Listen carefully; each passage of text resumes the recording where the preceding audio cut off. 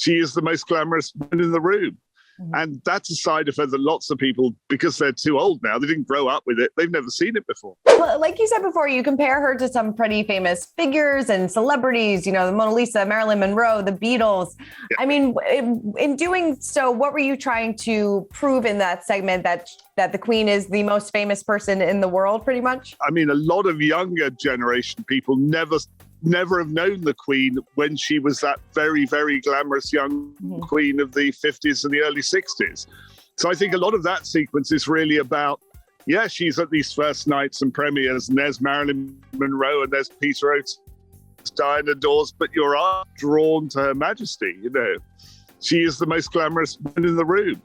And that's a side of her that lots of people, because they're too old now, they didn't grow up with it, they've never seen it before. Something that I found really engaging about the film is that there's no commentary, there's no experts on there, but you really lean heavily into the music, which I loved. How difficult was it to choose, the perfect songs? Well, it was great fun, is what it was, actually.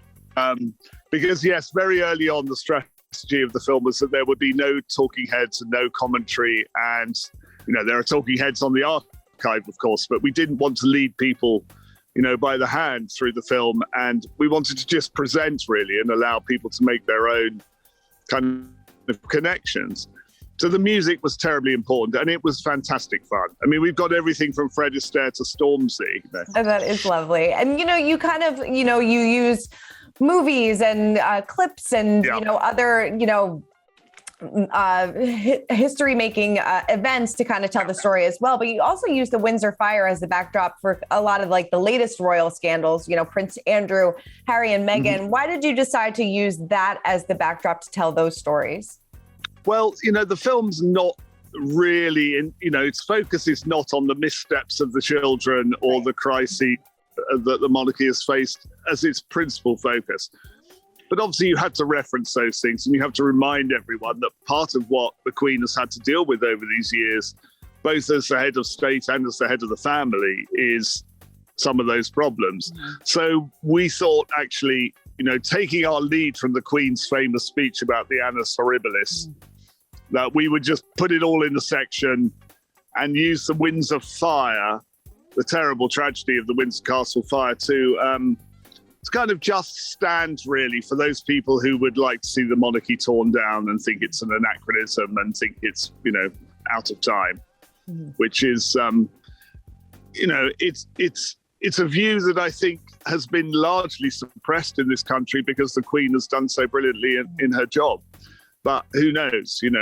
There are people who think the monarchy is a ridiculous institution for the modern age, and maybe after she's no longer among us, those voices will get louder. Yeah. But now I have to tell you, I'm standing in the middle of England, and it's about to be Jubilee fever. So there's a lot of royal flag waving coming up over the next few days. Definitely. The British, we love a party, I think. What do you hope the viewers take away from this film? Because it's so different from, all the Elizabeth documentaries that are coming out. So what do you hope that, people take away from this one? I hope they get a little glimpse into who she is. I think you can't help but come away feeling a sort of warmth and affection and a huge admiration for her. And I hope, actually, that it sort of communicates something of the swirl of the time. Very long time. And partly the fact that she has made no effort to change very much in the middle of this swirl of history allows you to kind of reflect, really, on how much has changed in her 70 years, as Queen. Yeah. Some of the early footage feels like it's, it is from a different century, but it feels like even more remote than that, feels like a different era. It feels like it connects us back to the beginning of the 20th century almost. And here she is still among us, doing what she does. Right. And about to celebrate 70 years. I mean, going through that footage, obviously you don't know her personally, but after seeing footage and things like that, how do you think she's feeling about this upcoming Jubilee?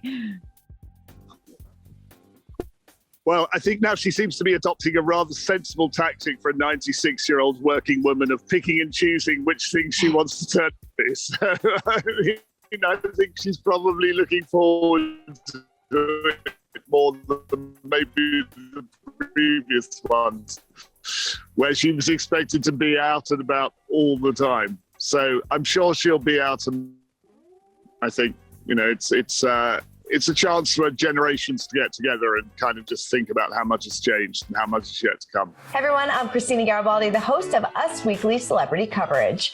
Don't forget to hit subscribe for the latest celebrity news, tips, and video. And for much more content, make sure you head on over to usmagazine.com, the official home of Us Weekly magazine.